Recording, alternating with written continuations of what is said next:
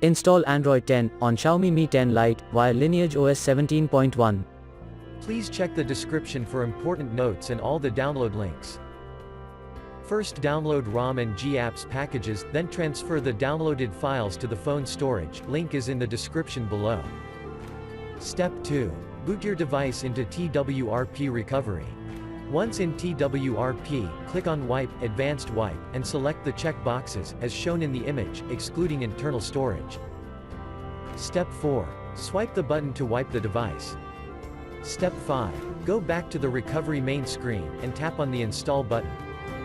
Step 6. Navigate to the storage, and select the ROM zip file. Step 7. Finally, swipe the button on the screen, to install ROM file. Step 8. Flash the GApps zip package, in the same manner. Step 9. After GApps flashing completes, select Wipe Cache and Dalvik from bottom left side of screen, and swipe to wipe.